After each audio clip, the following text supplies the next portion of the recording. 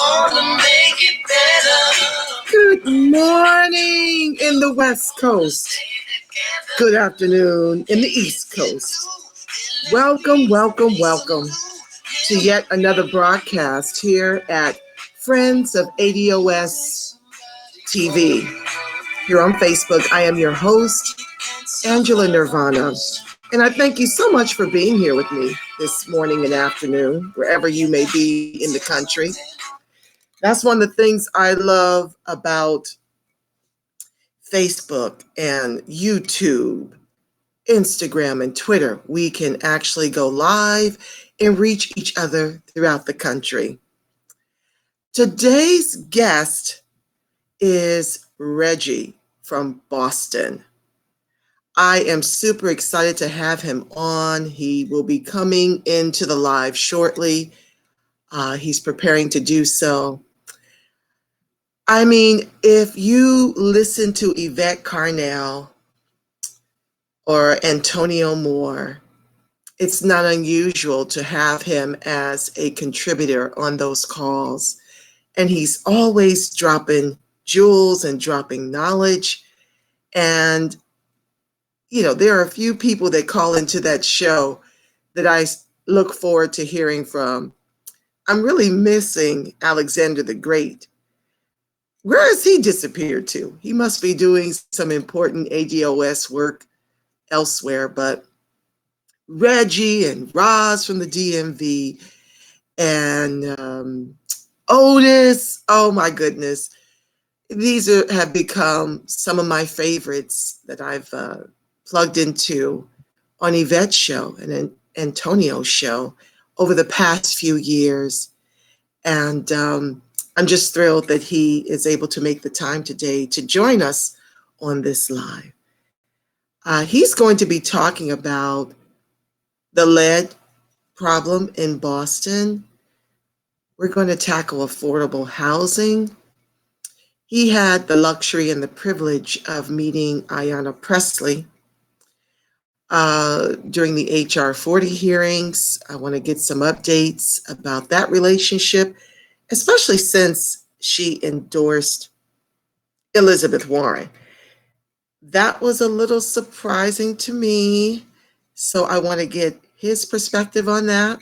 And we're also going to talk about Kamala Harris leaving the presidential race, the impact the ADOS movement had on that decision to leave the race, and why is corporate media in denial about what happened to Kamala when we've been active for years, sharing about her record and,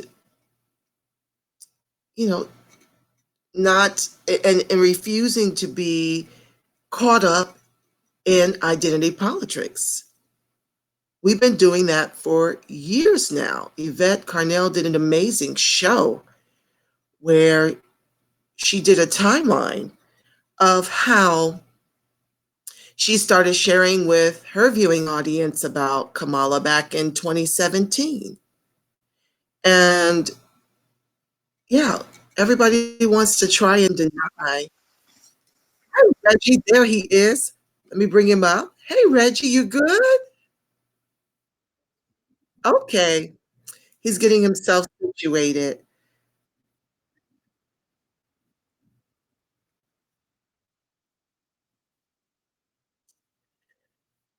Yeah, I'm going to let him get himself into the space and settle, and I'll bring him up. Just give me a second, family.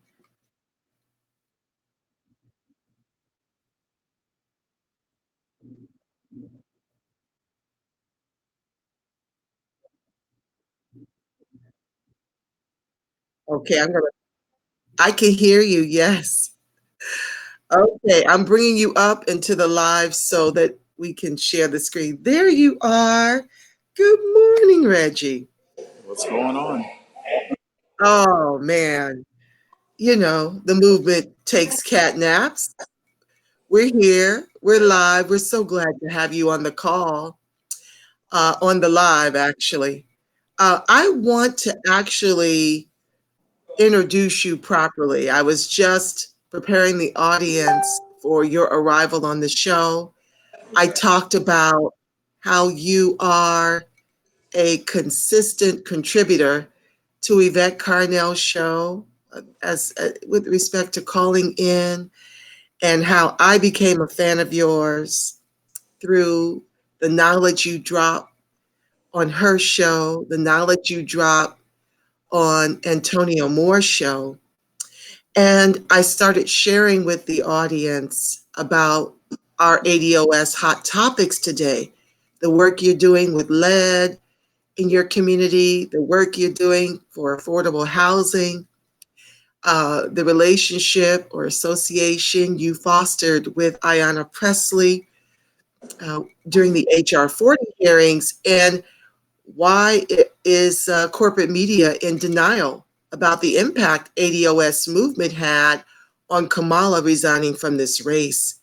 So before we get into those topics, I'd like to share with the audience a little of your bio and what makes you an authority and a real leader in the ADOS movement.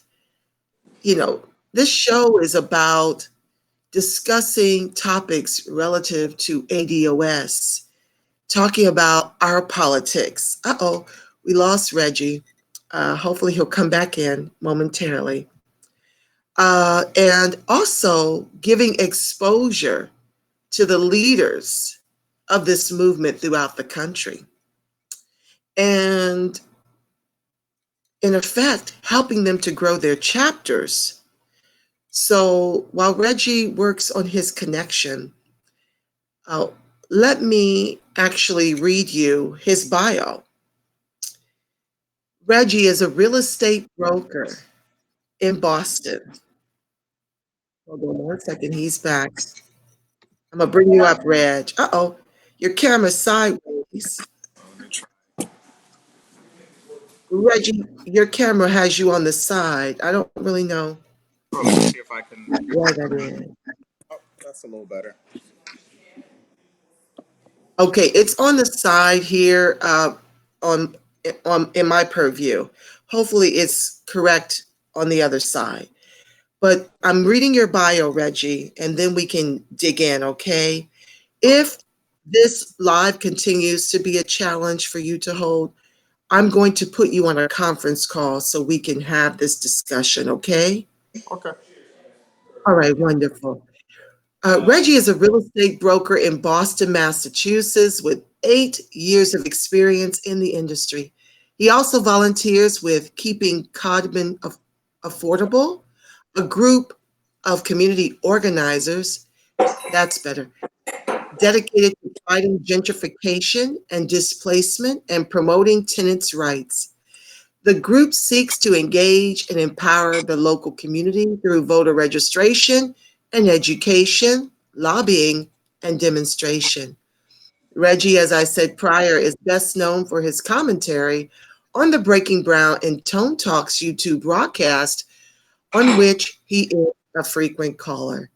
Welcome, Reggie. Thank you so much for being here today. Since I read this in your bio, I want you to unpack the Keeping Codman Affordable um, community group of organizers that you're associated with. Are you a founder of that organization? No, I'm just simply a volunteer.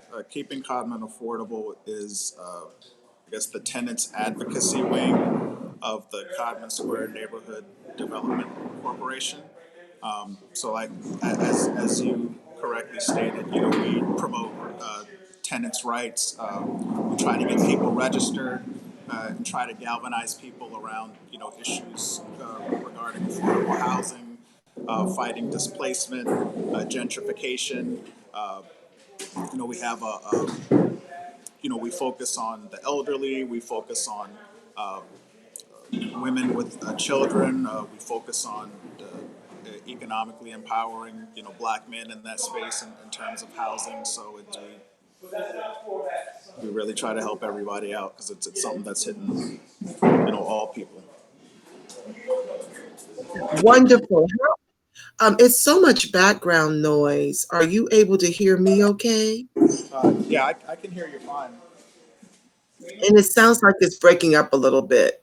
Are you able, okay, for some reason it's quieter now.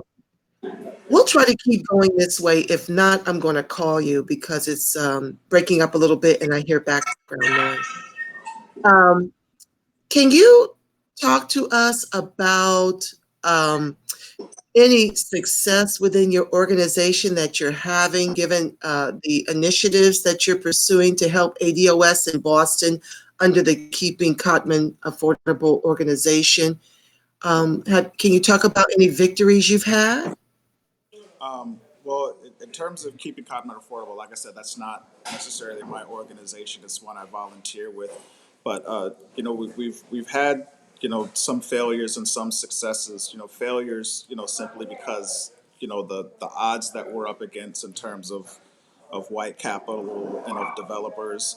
There was a push for what was titled the Jim Brooks Tenant Stability Act. It was pretty much a law that would require landlords to send the data on evictions or proposed evictions, to the city to inform the tenants, of their rights. Because a lot of what was happening is that there were rent increases that were kind of like a de facto eviction, an eviction without going to court, where okay, your rent's going up $400 or $500, and instead of going to court, they move, or in some cases, the developers or the new landlords would find it cheaper to pay them to move. So they're displacing people, but they're not ending up in the courts. So what the Jim Brooks Act sought to do was to collect that data to find out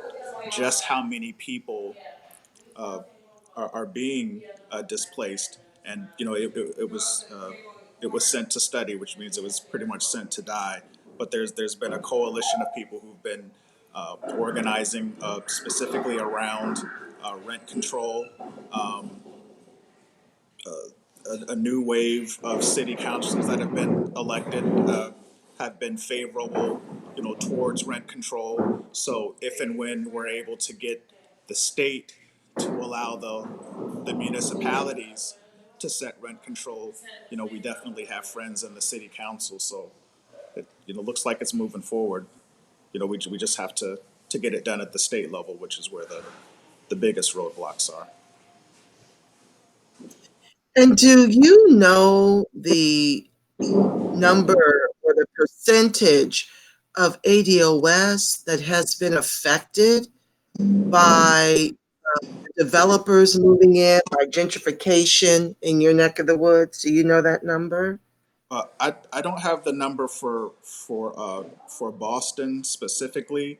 I mean, I can tell you, anecdotally, as a real estate broker, a lot of the neighborhoods that I service in which I live, when a certain apartment in a certain neighborhood with a certain price point comes up, that falls within the payment standards of the Section 8 vouchers, I'd have to say well over 90% of people who call me are black mothers with children, specifically black mothers with young children.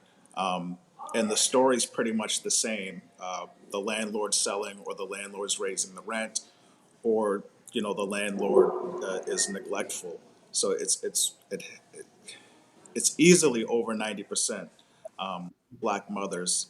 Nationally, when you look at the numbers, there was a study done in Milwaukee that found that the eviction rate for black women mirrored the incarceration rate for black males in the United States. So it's a crisis across the board.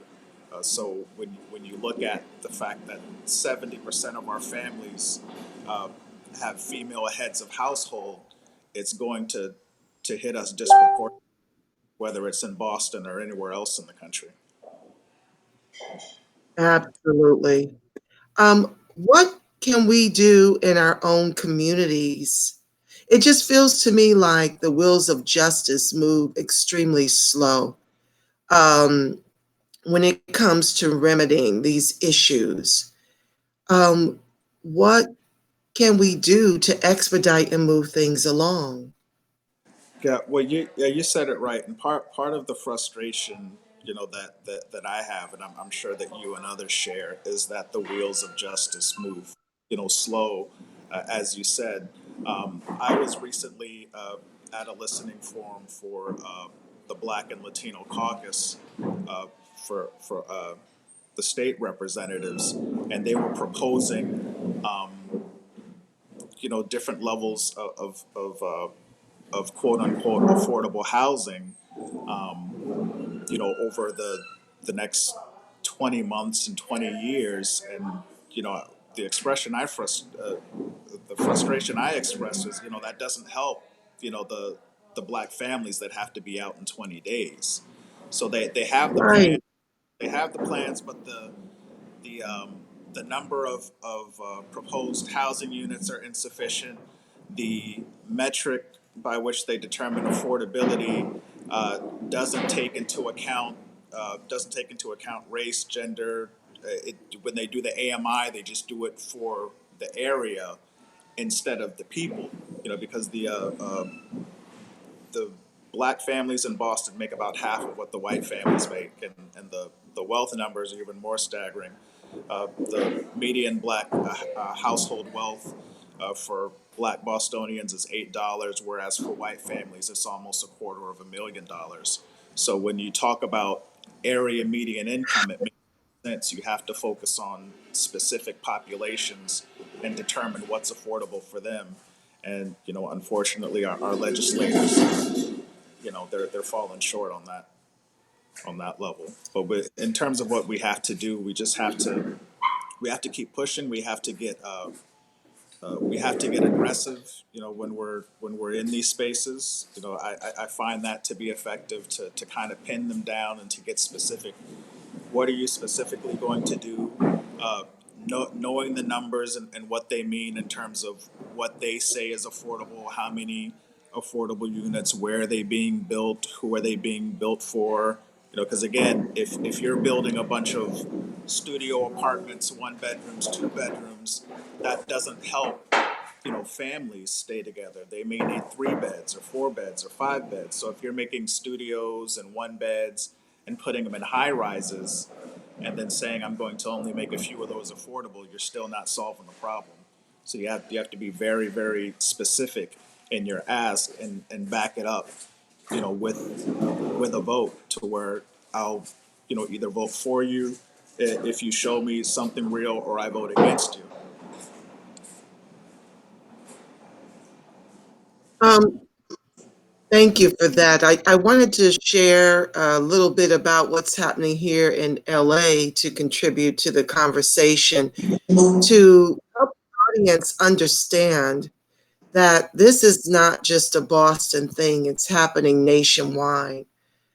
Um, Out here in LA, two-thirds of LA's homeless, and this is from the LA Times, are trying, two-thirds of LA's homeless are trying to find work.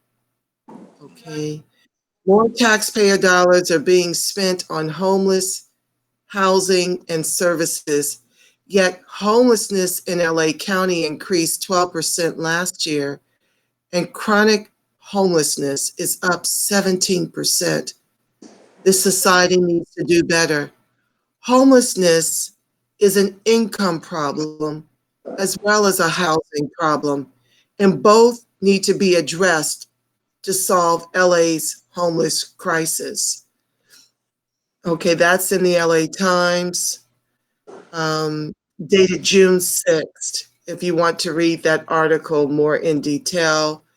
Um, Working but still homeless in California. This is from our newspaper, the Sentinel. Um, when will more than $2.7 billion the state has invested in fighting homelessness and building affordable housing reach the people who need it? When when Colleen Sykes Ray started an organization with her daughter in 2015 to help homeless women, the Stockton, California resident had no idea she too would be homeless 4 years later. Now she, her husband, and two children live in an extended stay America hotel in Stockton. The family pays a costly $610 hotel bill every week as they struggle to find a place to live. When you tell landlords you have a Section 8 voucher, it's like saying a dirty word. Ray, is an African American and works as a community outreach specialist for a local public health organization. It's heartbreaking because we're good people. I'm working and I'm college educated. Hello, everyone. Jamar, Carlisle, good morning. Good morning, China Brown. Yes, and Skid Row. I'm going to take the questions and comments towards the latter part of the exchange so I can utilize Reggie and all of his infinite wisdom in Black politics because he's got another engagement and I can't keep him over. I'll stay over with you. But I did a show a couple of weeks ago uh, about how education nor job experience close the racial wealth gap. If you haven't had an opportunity to view that, you can look it up on the Friends of ADOS TV channel on Facebook. But Reggie, can you speak to what I just shared about the woman in the Sentinel? And can you speak to how education and job experience doesn't close the racial wealth gap? I'd like to hear from you because this show is about continuing to make the case for why we need reparations and why we need it right now. Yeah, well, yeah, that story, it's kind of a snapshot to a lot of what's going on. I hear that story a lot. A lot of the black mothers who end up as clients of mine who have Section 8 vouchers also have college degrees. You know, they're college educated, uh, working full time, yet still can't afford the rent. And what the Section 8 voucher, does, what's actually happening is there's kind of a new form of de facto redlining. So, for example, if the Section 8 voucher will pay $2,000, the landlord simply says, instead of saying no blacks or no women or no children, they'll simply raise the rent to 2,100 or 2,200 and just say, oh, well, that's the market. So they kind of slyly get around not being able to discriminate. They just raise the rent. So the rent is prohibitive, so that it shuts you out. And also, what happens, especially with young children, children under 6 can't live in a house where there's lead paint. So what happens is that there was a study done in Chicago uh, that found that wherever there is Section 8 housing, wherever there's a plurality of that, there's also the highest concentration of lead. Pretty much what that means is that families that have young children with vouchers are sent to the places where all the lead is. And what they also found is that there was a 90% prevalence rate of lead poisoning for Black and Hispanic children. So pretty much what that means is you poisoned all the Black children, and you send them to areas where all of the lead is. So it's a huge problem. And what is being done about it? I mean, so it's like you can't win for losing. We are caught between a rock and a hard place. What are you guys doing about the lead issues in Boston, and what can we do throughout the country? Well, I think one of the things where there may be an opportunity is Ayanna Presley recently had a forum regarding housing, because you know housing affordability, gentrification, displacement. That's kind of like uh, one of the main issues, if not the main issue for the seventh district, you know, here in Massachusetts.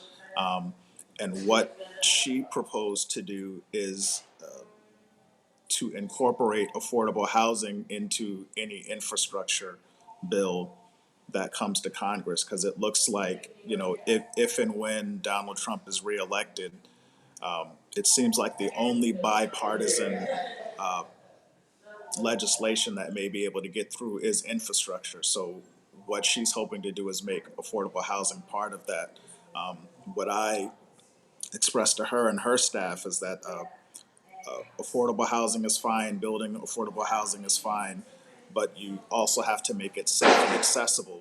And the biggest barrier to that for Black women with children uh, is lead. So if we're going to deal with housing as part of infrastructure, we have to deal with lead removal, and not simply abatement to where you paint over it, you know, which is a temporary solution. You have to just get it out, you know, altogether.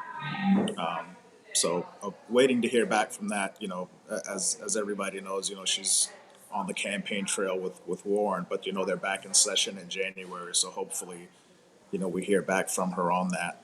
But in the conversations, the short conversations I had with her, she seemed pretty receptive and wanted to, you know, to see the data on that and my thoughts on that. So you know, she had, you know, her and her staff have that, so hopefully they're mulling it over right now. But in terms of what we can do nationally, you know, push your representatives to do the same, because again, it's not just Chicago and Boston. It's wherever there's housing that was built before, you know, 19, I believe it's 1976. Anything before 1976, there's lead paint there unless it's been certified that it's been treated or abated or removed. So like I said, that's one of the biggest barriers in terms of safety and access, you know, for Black children. So I would say people in Chicago, LA, San Francisco, New York, Philly, Houston, wherever it is you find yourself, to push them to deal with that issue as we deal, you know, with affordable housing, and maybe even try to get some kind of national rent control going. I know Bernie Sanders has proposed that as part of his campaign, so it's making its way into the national conversation. We just have to, you know, push that as part of, you know, our agendas or your localities when you're talking to your local officials as well. Thank you for that. And speaking of Ayanna Presley, can you share with the viewing audience how you've become associated with her and give us any updates as to how she is receiving the ADOS movement and our fight for reparations? Have you gotten any more traction on that? Just talk about your introduction, how you met her. I don't know if many people from the audience is from all over the world, really, but I'd like for you to talk about how you came to establish that relationship with her and have some influence. Well, I think, you know, it kind of has to be said that in terms of how we're associated, it's it's how, you know, every public official should want to associate with their constituents. One thing about the Congresswoman that I really appreciate, and other, you know, local politicians, is the style of governance in terms of bringing the people in, not telling the people this is my plan, but bringing the people in and asking them what is the plan, to where it's to where you bring people together like an assembly, and they give feedback and they hear from her. So that, I guess, part of any traction that we see in terms of her policies, whether she's talking about housing, whether she's talking about black mothers and black infant mortality, uh, whether she's talking about the Crown Act, where uh, black women are not black women in particular are not discriminated against for wearing their natural hair in the workplace. The different issues that she's working on that are race specific come out of that, not only her lived experience, but also her listening to the people. So you kind of have to give her credit, for some of that. I mean, how I met her specifically, the first time when the Juneteenth of this year, when I went to the HR 40 hearings, me and the Congresswoman ended up on the same flight. So when we deplaned together, we got a chance to chat. And she had recently already signed on to HR 40. So we talked about, you know, uh, some of that, and that she's totally supportive of reparations, and also as the bill moves forward, that she also finds opportunities legislatively to deal, with issues. One of those being housing. So that's kind of how we met, and then again, I saw her at the housing forum. Then I saw her out with Julia Mejia, uh, who was running for city council, who's also in favor uh, of rent control. So we got a chance to meet each other there. So I think part of it was her being accessible to her constituents, for feedback, and I guess to kind of foster, or maybe even in your case, or depending on your locality, force your elected officials to be accessible. Find out where they are, where are they going to be, how often are they in district, how responsive is their staff, or how accessible are their policy advisors. You just kind of go down the list, because it's a credit to her staff, as well, in terms of being available to listen. So that's kind of how that relationship fosters. It's pretty much because she's insofar as the issues that she's been presenting, she's doing her job. Wonderful. Thank you for sharing that. Um, do you have anything to share, any thoughts about her endorsing Elizabeth Warren, who clearly is not progressive? Um, I would think that given what you said about her, which is, is just awesome where we're concerned, but I would think that if she had to endorse anyone, it would be a real progressive like Bernie Sanders over someone who pretends to be progressive. Do you have any thoughts about her endorsing Elizabeth Warren as compared to the rest of the squad who's endorsed Bernie Sanders, that who appears on the surface to have more to offer ADOS? Well, I guess in terms of her quote unquote the squad, and breaking from that, yeah, you have to remember the squad was kind of a media invention, Right. that's kind of promulgated through the media. When Ayanna Presley and the other three members of the quote unquote squad, what they talked about the squad being is any group of legislators, in concert with the constituents, pushing a progressive agenda. So it's not necessarily a I guess the quorum, or the wing that the media is kind of making it out to be. But that being said, Elizabeth Warren and Ayanna Presley, they worked together for a long time. They're both from Massachusetts, so when she went to endorse her, that didn't surprise me at all.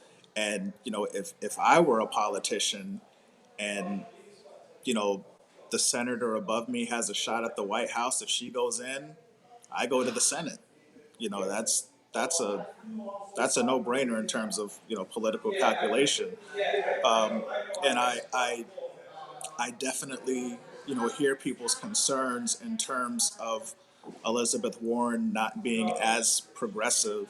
But there are some things on which she and the congresswoman and even myself agree. Aggressively wanting to break up the banks, a lot of consumer protection, which can definitely be a benefit to Black people because all of our interactions with capital and lending are predatory. So some of her policies do speak to that.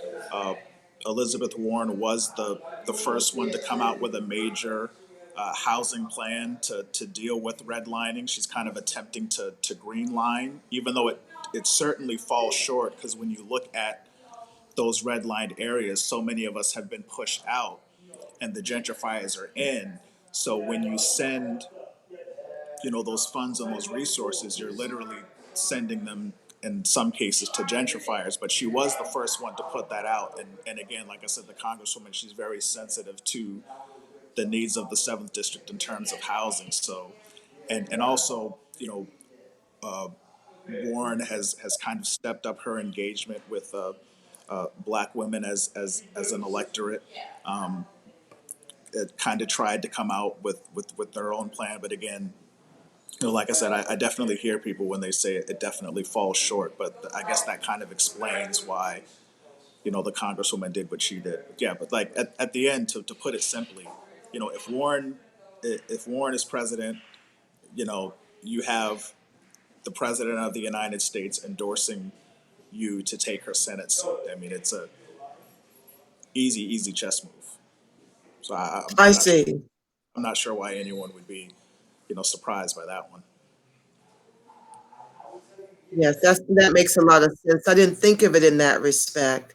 Mm-hmm. I guess I'm having a challenge with Warren because she's on the record as to um, admitting that she will take dark money to win this race. Mm-hmm. And for me, if you take dark money, that's who you're working for. Whomever funds your election is who you work for. So for me, a lot of what she says that sounds progressive, it's not only lackluster, um, but how does that work? How do you take dark money and be about anything progressive? Yeah, I mean, you're totally correct. I mean, it doesn't work. Um, I mean, hopefully she pushes back in terms of breaking up the banks, because she would be able to put people in the FCC that would stop certain mergers or challenge people in terms of antitrust laws. But I totally agree with you. I'll believe it when I see it. And when you're taking dark money and you're taking all of this PAC money that is who you work for. So we absolutely have to get you know money out of politics in the way or corporate money, at least out of politics, so that we can have a real democracy here. Yeah, absolutely. I think that's one of the things I appreciate about the Bernie Sanders campaign is that the people are funding his campaign. I think average donation might still be around $27. I don't donate to Bernie Sanders anymore. I used to work on his campaign when he first ran, but I'm not pleased with any of them in their position on reparations. And shout out to Jamie Fowler, who ran them down all over the country to Mhm. get them on camera, and they're fleeing from the subject of reparations, which I always like to remind my audience, it's not just for slavery, but also for accrued, ongoing systemic racism, oppression, and disadvantage. But with that said, I wanted to talk with you about show up, vote down, because I naturally, and I'm sure you and the others are too, getting a lot of pushback on that idea because folks want to make this election cycle about Trump when the ADOS movement is interested in making this about us and our wholeness and finally having enough money to be American in the country that our ancestors built with their lives. Um, can you talk? Okay, this is what I'm thinking, and you share with me your thoughts. Um, what could potentially happen if we show up and vote down? Trump may get the presidency, but we could very feasibly get the Congress that we need to even get reparations done. Um, and yet, Yvette is saying, no, if they're not offering reparations or an ADOS agenda or something for you to just fill in ADOS, even down ballot, and just vote for your local initiatives. What are your thoughts about that, Reggie? Well, I mean, well, my thoughts on that are simple, and I guess to answer your question, if everyone shows up and votes down, like for example, if we were, if if they were to look at the exit polls and they were to see the black turnout, maybe even match that for when Obama ran, what they would see is an uptick in black turnout, but they would still lose. And they would have to come back to the table and actually look at the numbers, like how many of these people that usually vote Democrat, how did I lose? Like they came out in record numbers, but they did not vote for my candidate. Why? And so what they have to do is come back with a black agenda. And what people need to understand is that for all intents and purposes, in terms of our share of the Democratic vote, it's it's pretty much our party in terms of us being able to bend it to our will in terms of leveraging the vote. You have to understand that for at least the past 50 years, white people in this country have, in the majority, voted for Republicans. The only way that the Democrat has won uh, is for black people coming out. When we come out, whether it's in high numbers or low numbers, it's always around 80 to 90%, depending on the election that you're looking at. But with that being said, if black people do not turn out in favor of Democrats, the Democrats do not win nationally. That's simply put, that's what leverage is. So what the down ballot strategy seeks to do is to leverage the vote in a way that hasn't been done before. You have to remember that we can go all the way back to Malcolm X, not necessarily speaking of the down ballot strategy, but speaking of the black vote as the swing vote, because the whites will split between the Democrats and the Republicans, between the conservative and the so-called liberal, the fox and the wolf. And back then, he said that the black constituted a swing vote. And that's still true today, because even if you introduce uh, voting groups like Hispanics, uh, they they're around 30%. That's going to go up as as the Hispanics come to this country and identify as white in the same way that the Irish did. Uh, the Asian populations are around 30%.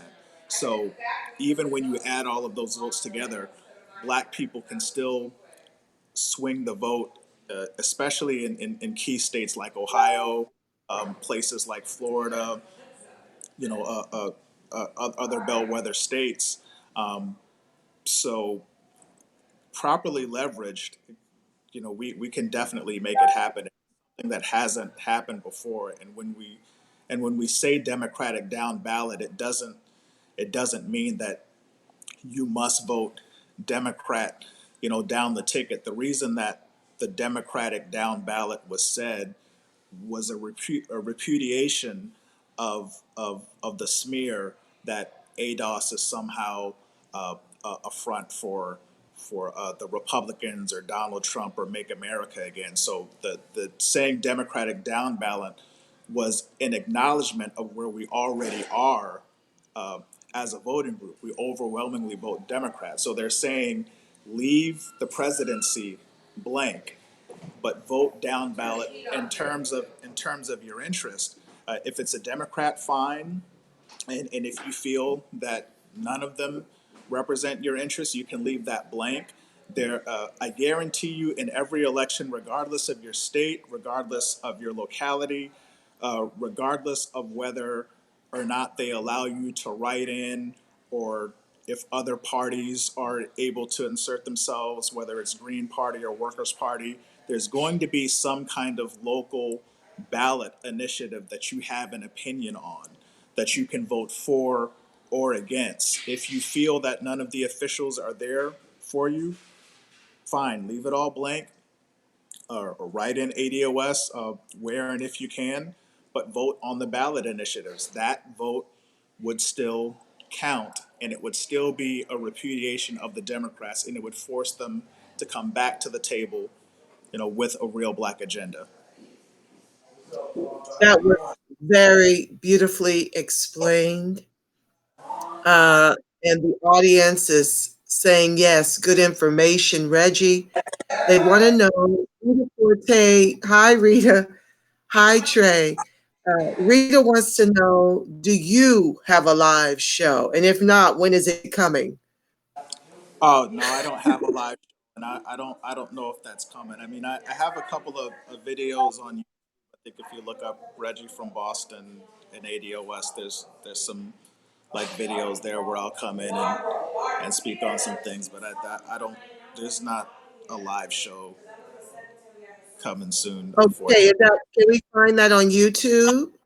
Yeah, you just go. I think you just do Reggie from Boston, and along with ADOS, I think if you do a search, like the channel will come up. Okay. And one last item with my last few minutes, unless there's additional questions for you, which, I may have to fill to you offline because I don't want to detain you past the hour that I've asked for. I'm just so grateful that you were able to join us today.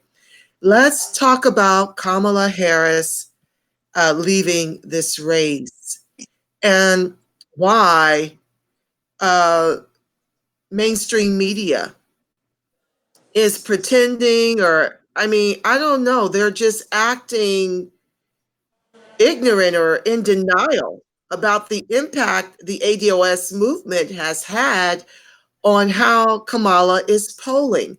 And they're also acting as if it's a racial thing against Kamala, and also talking about she didn't have any money when my last report I read, she had like 36 million. And that's 36 million more than what Marianne Williamson has, and she's still in this race. Why are they in denial about the impact that we've had on getting the word out about Kamala, along with what Tulsi did nationally on the debate stage, which also may have hurt her own campaign, is what it appears. Her numbers aren't really moving up at all. I don't even believe in the polls, but can you give some insight as to why you think they're not publicly crediting the ADOS movement with Kamala dropping out of this race? Well, from when I look at it, uh, I mean, it's my opinion that if they were to credit, ADOS, specifically the black punditry, by crediting ADOS, you undermine uh, justification for you even being in that space. Because if ADOS has the pulse of black people in the country and the black punditry doesn't, then the black punditry doesn't need to be there. It's like you're fired. You don't have a job. So they have to create some kind of other narrative to where, it's black birtherism, or it's misogyny, or it's it's this or it's that. They have to say something else other than ADOS, other than black people not listening to the black punditry, because a lot of what they're there to do is to kind of corral the black vote, corral black people, or kind of explain uh, uh, what we've heard the term Negro whisperer. So if you can't whisper to the white establishment what the Negroes are doing, you have no reason to be there. And also, what I saw in terms of some of the different articles that I read, a lot of Hillary Clinton's people went over to Kamala's camp. So there's a lot of career politicians, career operatives who are looking for access into what they were hoping would have been a Kamala Harris administration. So they're highly upset. And like you said, the $36 million. When I looked at it, Joe Biden had also raised the same amount, so he's still here. So it really speaks to how horrible of a candidate she was. So I think that the operatives are wrestling with that. The black punditry is wrestling with that. I know the donors are livid because they really felt it was going to be, Obama 2.0.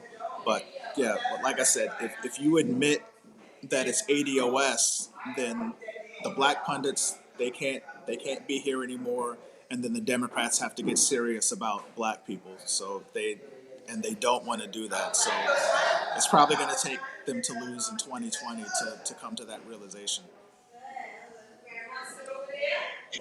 So they need us to win, but refuse to do anything specifically for us. Yeah, they're chasing the like Antonio Moore said it greatly. They're chasing the ghost of this white voter that was never there, and in that chasing, they're going to black voters. That's good. I love that. Well, recent reports show that Harris has just made a way for Cory Booker and uh, I think it's Julian or Julian Castro, to get more support because of how she stepped down and how they're trying to uh, talk about primary so white. That's a new hashtag that's trending. Mm-hmm. But I don't think that they understand that we're done with the identity politics. They have to know this. I know that they're watching us in these YouTube streets because of the, Russian bot narrative and thing of this nature. Um, they have to know that Kamala was just one of the first that's going to fall off because we're not going to support you just because you look like us. Do you think that they're just playing dumb about that as well? That don't they clearly see that this isn't working given the low support for not just Kamala but for Cory as well? Yeah, I mean, I think part of it, when I look at the Democratic Party or just America in general, it's kind of like the Titanic heading for an iceberg, but the ship is too big and slow to hit the curve. So I think that's what's happening. So they're going to crash into the iceberg that's ADOS, and then just a lot of it is going to sink.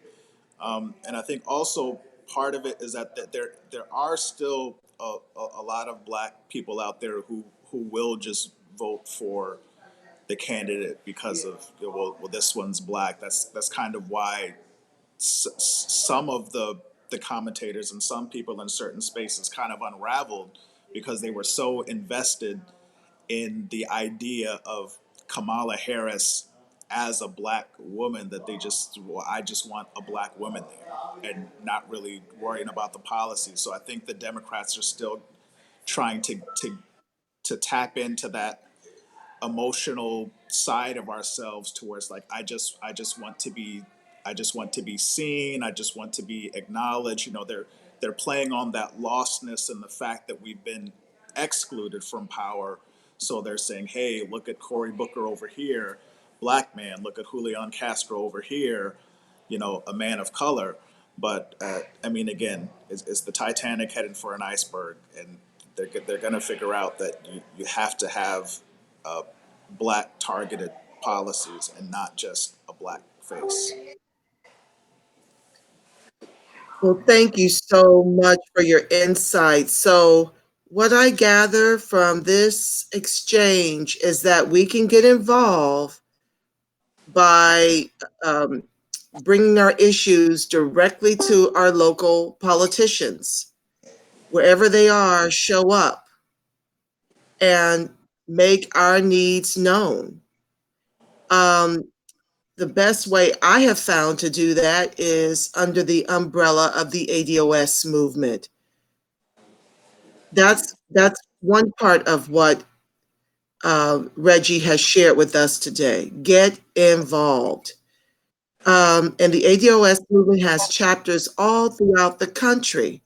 Reggie, how can the ADOS in Boston or surrounding areas get in touch with the work that you're doing on behalf of the ADOS movement and you're keeping Cotman affordable organization? How do they reach you for that? Well, for the ADOS chapter, we haven't formally formed an overall chapter yet, but we do have www.adosboston.org, and that's open not just to Bostonians who are ADOS, but anywhere in the state. Because what we're also finding, and what's been a challenge for us in terms of how we're figuring out how to organize, is that people are getting displaced. I'm actually in Connecticut right now, where people have been displaced from Boston to Connecticut, or from Connecticut, to Boston. So it's looking like we may end up with ADOS Massachusetts as opposed to ADOS Boston, because they're scattering us all over the place. So I'd say, like I said, www.adosboston.org. That'll direct you to our Facebook group. You can get involved there. We're hoping for our first larger meetup, perhaps sometime in January. So get involved. Let's strategize, and let's take the fight to them. Okay, so it's www.adosboston.org, correct? Correct. Okay, I'm putting that in the chat. Okay. Okay, also, Reggie shared with us the importance of leveraging our vote this election cycle and henceforth by showing up. Let them see that we have shown up and voting down ballot. If you can write in ADOS in lieu of the candidates who are offering you no tangibles, then write in ADOS, not just pass, and vote on the local initiatives that will impact you. Let me help you, family, understand that none of this changes until we stop doing the same thing while expecting a different result. Um, so those are the biggest highlights of how you can get involved and how you can turn the Democrats around to finally pay attention to us. It takes what it takes. Sometimes things have to fall apart to come together. And unseating Trump we cannot afford as a people for unseating Trump to be our priority when A, we didn't put him in office, and B, we are on fire. You've heard the stats here. Reggie has spelled out for you what's happening with affordable housing and lead and how it's crippling us as a people. We touched a little bit on unemployment numbers and underemployment numbers as well, and how college education and job experience doesn't close the racial wealth gap. So pick up a brick Get in this fight. Thank you all for tuning in. Thank you so much, Reggie, for taking time out of your. Oh, one last thing. Can you share with us what you're in Connecticut about to do in about an hour or so? What Well, brings you to Connecticut? well, uh, Connecticut is starting a chapter of for ADOS, here in Connecticut and New London specifically. So we're going to have some New London people talking about their specific ADOS experience. I'll be doing kind of like an ADOS 101, and it's very interesting that to note that you know it's commonly as a commonly held belief that slavery was just in the South. It was a national institution, and in fact, the town that I'm in, New London, I found out had the largest slave population in the Northeast, and even in places like Boston, whereas slaves were on the plantation in the South, in the North, they were in the house. There was one English traveler who noted in the 17th century that in Boston, for example, even the poorest white people had at least one or two slaves inside of their home. So this was a national institution, and it's something that the nation and the nation's government, should rectify. So that's part of what we'll be covering here today. I am super excited. Congratulations, and thank you for helping us to grow these chapters throughout the country, Reggie. We just appreciate you so much, and we appreciate all the leaders throughout the country for what they're doing for the ADOS movement. Thank you for being full chested and loving our people enough to do something about it. With that said, um, I'm going to close with a prayer of protection that the light of God surrounds us, the love of God enfolds us, the power of God protects us, and the presence of God watches over us. Wherever we are, God is. Until next Saturday, you make it a phenomenal God inspired rest of your day. Peace, family.